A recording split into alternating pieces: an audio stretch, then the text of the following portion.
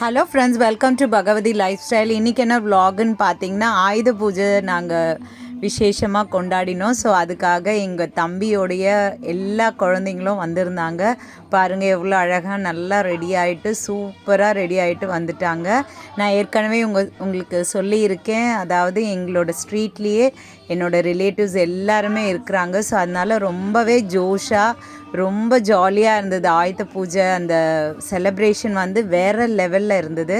So எல்லாருமே ready ஆகிட்டு சூப்பராக இருந்துக்கிறாங்க. என்னோடய பாப்பா பாருங்கள் எவ்வளோ அழகாக ரெடி ஆகிட்டு இருந்தா. அண்ட் எல்லா குட்டீஸும் வந்திருந்தாங்க. எல்லாருமே என்னோடய தம்பி குழந்தைங்க தான். ஸோ இப்போ பாருங்கள் இலை போட்டாச்சு.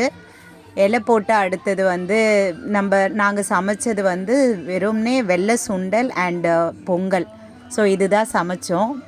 இதுதான் நாங்கள் சமைச்சோம். அதுதான் வெள்ளை சுண்டலும் பொங்கலும் நாங்கள் சமைச்சோம். தித்திப் பொங்கல் அண்ட் எல்லா ஸ்வீட்ஸு, அப்புறம் பொரி, கடலை,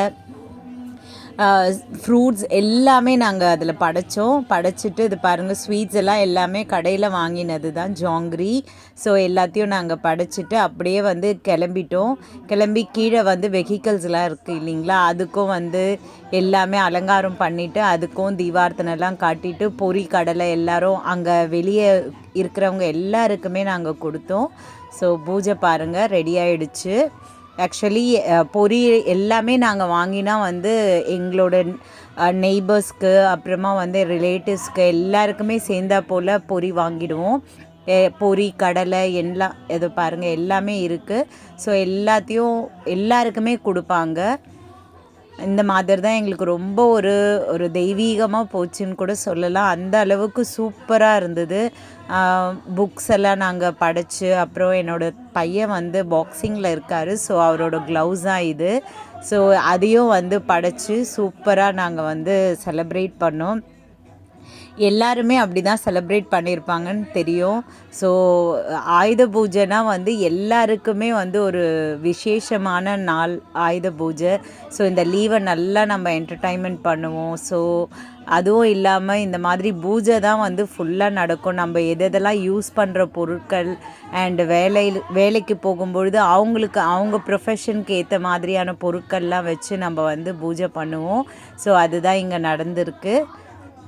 அட்டகாசமாக இருந்ததுங்க. அதுவும் பின்னால் வந்து சுட்டீஸ் வந்து வேறு லெவலில் அட்ராசிட்டி பண்ணிவிட்டு ஒரே சந்தோஷமாக ஜாலியாக என்டர்டைனிங்காக போச்சு.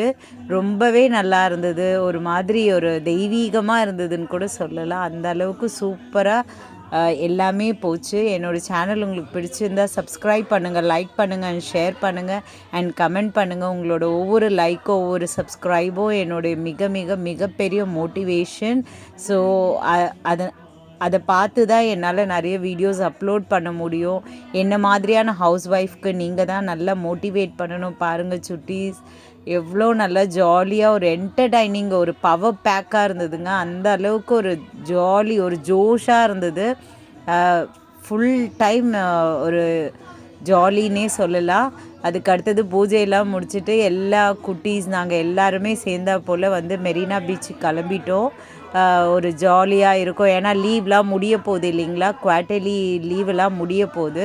ஸோ அதனால் எல்லாரையும் கூட்டிக்கிட்டு நாங்கள் வந்து மெரினா பீச்சுக்கு கிளம்பிட்டோம். அங்கே போயிட்டு நல்லா என்டர்டைனிங்காக இருந்தது. ஸோ இந்த வீடியோ உங்களுக்கு பிடிச்சிருந்தா தேங்க்யூ ஸோ மச்ங்க.